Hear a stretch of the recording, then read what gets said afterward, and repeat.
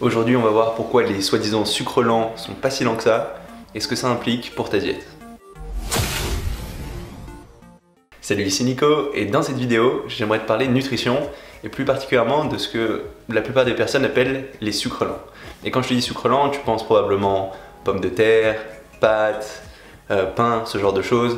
Et tu te dis que manger ces sucres lents, c'est des choses qui vont être digérées lentement, qui vont te donner de l'énergie sur le long terme.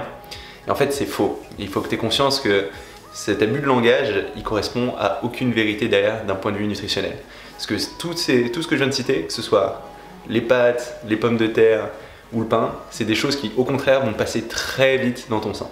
Pour te donner une idée, si tu manges des pommes de terre toutes seules, ça reviendra presque au même que de manger du sucre. Parce qu'il y a un indice qui s'appelle l'indice glycémique qui permet de caractériser la vitesse à laquelle chaque aliment va passer dans ton sang. Parce qu'une fois qu'un aliment est digéré, il va progressivement passer sous forme de glucose, donc sous forme de sucre dans ton sang. Et ça va être vrai pour tous les aliments où tu as des glucides. Donc c'est vrai pour les pâtes, les pommes de terre, le sucre. Quand tu les manges, ça va passer sous forme de sucre, de glucose dans ton sang. Et il y a un indice, l'indice glycémique, qui va permettre de caractériser la vitesse à laquelle ces aliments vont passer sous forme de sucre dans ton sang. Et l'aliment avec un indice maximum, ce sera le sucre blanc, vu qu'il passera directement sous forme de sucre dans ton sang. Donc il aura un indice de 100. Puis ensuite, tous les autres aliments, ils auront des indices qui seront moins élevés. Et si tu prends par exemple la pomme de terre, qui est pourtant considérée comme un sucre lent, son indice glycémique, il sera autour de 80, voire de plus. Ça veut dire que ça va passer presque aussi vite que du sucre dans ton sang. Donc concrètement, quand tu es en train de manger des pommes de terre, ça va être aussi la même chose pour du pain blanc par exemple. Ça va avoir aussi des indices glycémiques autour de 100. Ce qui va se passer, c'est que ça revient presque au même que si tu mettais du sucre en poudre directement dans ton assiette. Et c'est une image que je veux vraiment que tu aies en tête, parce que la plupart des personnes mangent beaucoup de féculents, de ces soi-disant sucres lents, alors qu'en réalité, ce qu'ils font, c'est presque la même chose que de manger des sucreries. Et je sais que cette image, elle est très imprégnée et qu'elle pose vraiment problème. Mais il faut que tu gardes ça en tête, c'est que tout ce qui sera féculent blanc, c'est-à-dire tout ce qui sera féculent de couleur blanche ou jaune, c'est des choses qui passeront très vite dans ton organisme. Donc ce sera le cas du pain, comme je te l'ai dit, des pommes de terre, ce sera aussi le cas des pâtes dans une certaine mesure, même si les pâtes sera un peu différent, ça passera un peu plus lentement. Ce sera le cas du riz. Il y a peut-être l'exception du riz basmati qui passera un peu plus lentement dans ton sang que par exemple du riz rond ou du riz collant, qu'il faut éviter autant que possible. Il va donc falloir que tu limites ce type de sucre lent autant que possible et que tu tournes plutôt vers des choses qui vont passer plus lentement dans ton sang.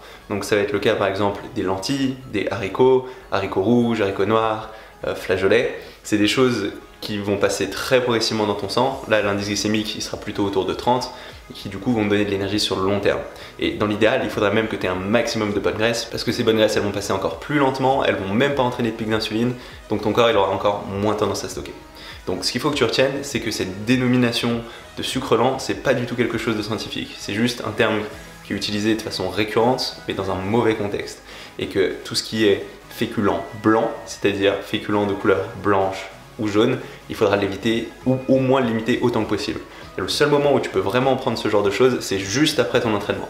Parce que c'est là que ton corps il va avoir besoin de beaucoup de sucre d'un seul coup pour refaire le plein de tes réserves d'énergie dans tes muscles, le plein de glycogène, et du coup là le fait d'avoir quelque chose qui va passer vite dans ton sang, ce sera vraiment bénéfique. Mais ça va être vraiment la seule exception. Parce que sinon, si tu prends ces choses-là alors que tu n'as pas d'effort, alors que tes muscles n'en ont pas besoin, ce qui va se passer, c'est que ton corps il va avoir beaucoup de sucre d'un coup, il va avoir tendance à en stocker la plus grosse partie, et ça va avoir plus tendance à te faire grossir qu'à t'apporter de l'énergie. Donc c'est pour ça qu'il faut vraiment limiter ces féculents blancs. Et il faut vraiment faire attention à tous ces termes qui relèvent de la sagesse populaire.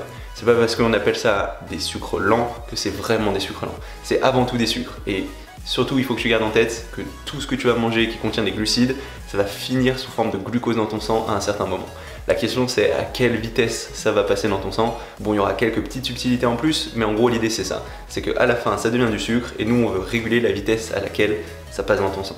Donc limiter ces sucres lents, c'est une très bonne approche. Essayez plutôt de favoriser tout ce qui est lentilles, quinoa, haricots rouges, noirs, flageolets, ce sera des bonnes façons de faire. Donc maintenant, il ne te reste plus qu'à passer à l'action. Essaye de limiter ces féculents blancs dès tes prochains repas. Essaye de les garder pour après tes entraînements.